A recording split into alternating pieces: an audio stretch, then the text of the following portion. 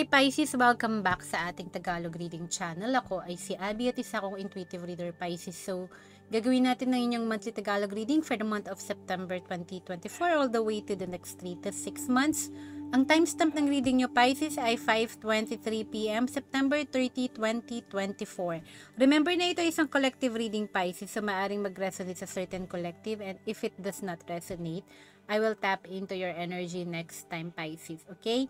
And sa mga new viewers po natin, welcome po sa ating Tagalog Reading Channel. Sa mga current subscribers, maraming salamat po sa pag-support at pagtangkilik ng inyong mga monthly Tagalog reading. Okay? So, isa-shuffle ko lang ulit ang mga baraha in front of the camera. And I'll see you guys in few seconds.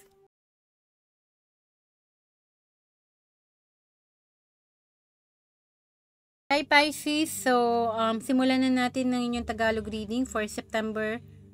Ang timestamp ay 5:24 p.m. September 30, 2024. Kukuha tayo ng 7 baraha, Pisces. Are you ready? Okay. Position 1. Bago to. Bago yung first card. Ngayon lang yan lumabas sa reading nyo. Ito din. Bago. Nice. Position 4. Position 5. Ang 6. Ito parang bago rin at the center.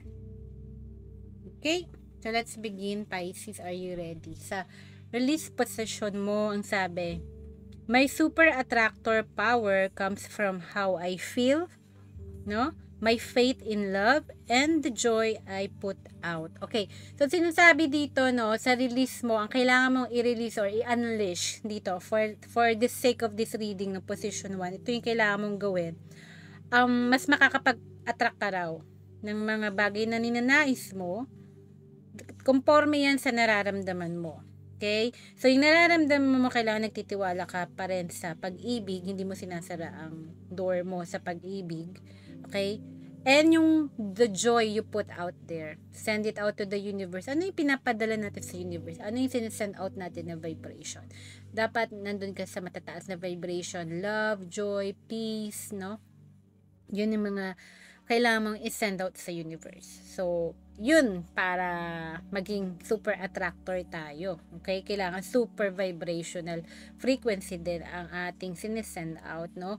Yung, especially yung paniniwala natin na sa pag-ibig. Okay? Yun ang sinabi dito eh. Pag-ibig siguro sa pamilya, sa sarili, hindi lamang romantic love to, okay? Sa kapwa natin, sa nature, sa mga animals, no? Ito yung mga love na iba't ibang klase, pero it's pure love, okay?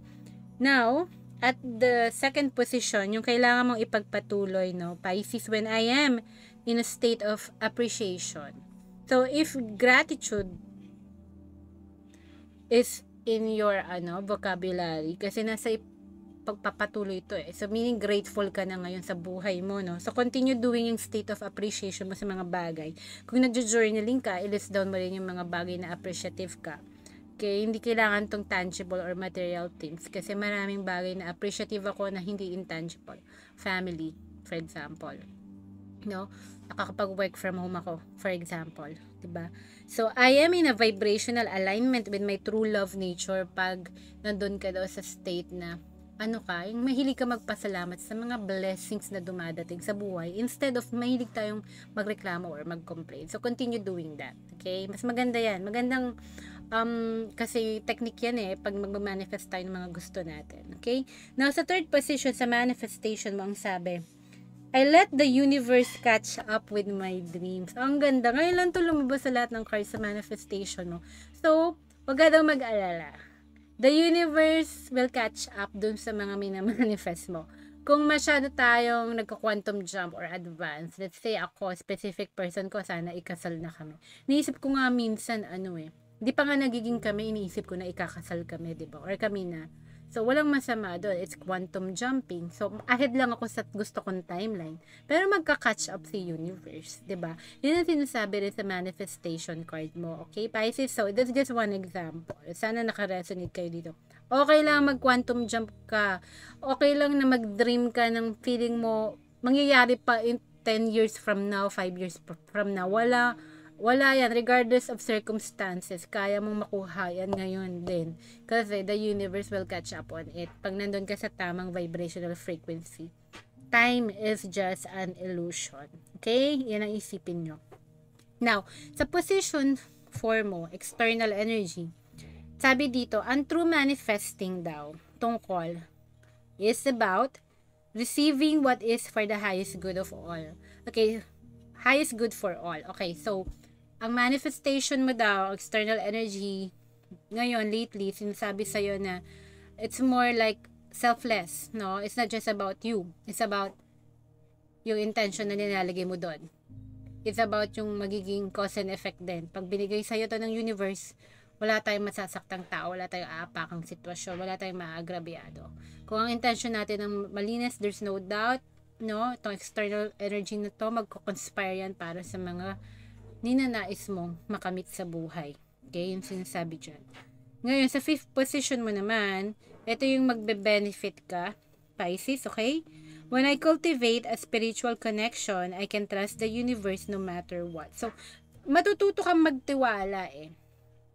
Matututo tayo magtiwala, mapapasa atin ng isang bagay kasi meron tayong unseen, no? Unseen higher power na pinapaniwalaan. Doon ka magbe-benefit.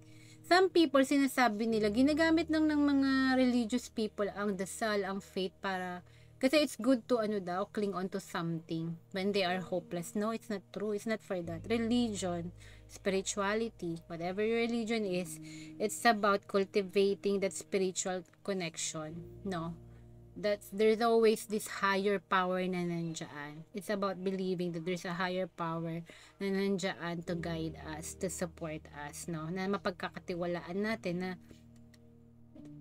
they always have our back. Our angels, God, Jesus Christ, kahit anong pang belief system mo, yung spirit guides mo, no? So, hindi totoo yung sinasabi ng mga hindi naniniwala or walang faith na ginagamit lang daw when we are hopeless as an excuse na parang to cling on to hope para palakasin ka ba? No, it's not psychological.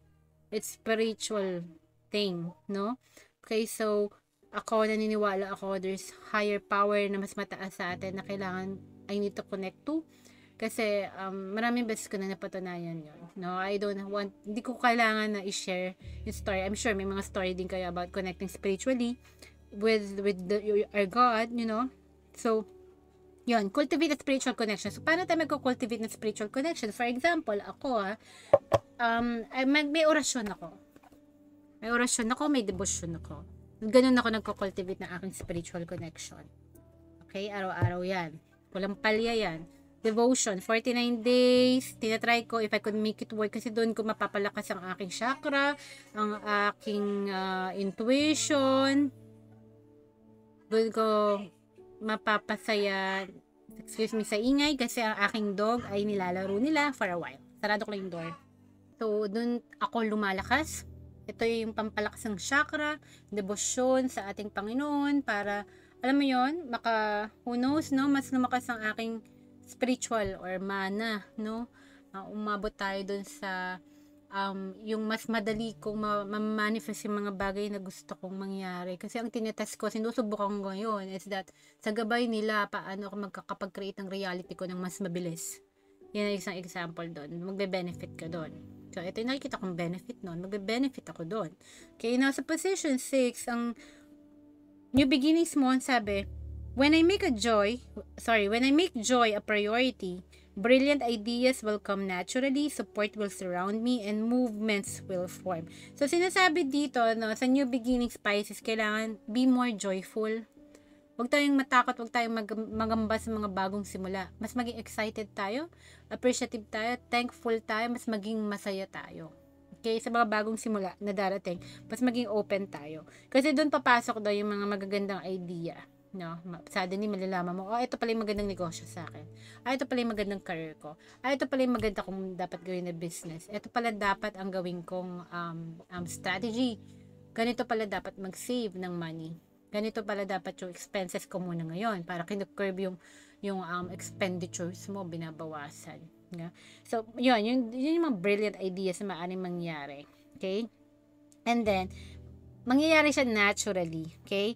And then, mag-gain ka, yung sa new beginnings mo, tayo magkaroon ng resistance support galing sa ibang tao or sa mga kaibigan, mga colleagues natin, no? Kasi there could be support na papaligiran ka or nandyan nakaalalay sa'yo. So, be ready to take it, no? Kung kailangan mo talaga ng support at tulong. And, ang sabi dito, magkakaroon ng movement sa mga new beginnings. New beginnings hindi mabagal, may galaw. Okay, ang sabi dito, Pisces para sa'yo sa mga bagong simula mo. Okay, so embrace it, exciting times para sa'yo.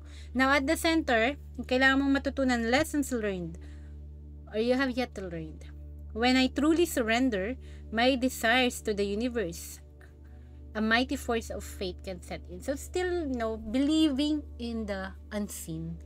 No? Kasi, yan nga sabi ko, unseen higher power, no? Or divine spirits, a mighty force of faith can set in, no? So, when you truly surrender, nag-let go ka sa control mo. Kasi, may limit naman ang kakayahan natin as tao. And the rest, God will do the rest.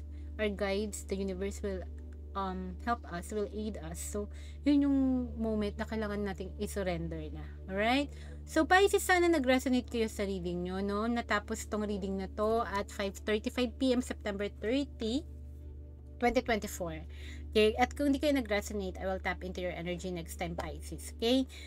So, tandaan nyo lang yung lessons learned nyo dito. You need to truly surrender. Kasi merong half-baked surrender na. Sinurrender mo na, pero still babalik tayo doon. Ina-anticipate natin yung outcome. Na nalulungkot tayo, nasasad tayo. Bakit di pa natin nakukuha, nag-expect tayo ng movement. Wag ganon. Okay? Truly surrender. Meaning ito, movements will form at the point na masaya ka. Oo, doon gagalaw. Pero at the point na malungkot ka at nag-aantay ka ng movement, medyo babagal yan. Kasi yan yung minamanifest mo. Sabi ni universe, nag-aantay ka pala talaga ng galaw, ng timeline. So sige, yun ang gusto ko. Gusto mo, bibigay ko pa rin. Mag-aantay ka ng galaw, mag-aantay ka habang ko yung timeline. Kasi yan yung gusto mo eh. So dapat claim. Claim it na nangyari na nakamtan mo na. So surrender your desires to the universe, then a mighty force of faith can set in. So, matutulungan ka. Alright? So, I'll see you guys on your next month reading. Take care. God bless, Pisces, and mahal ko kayo. Bye!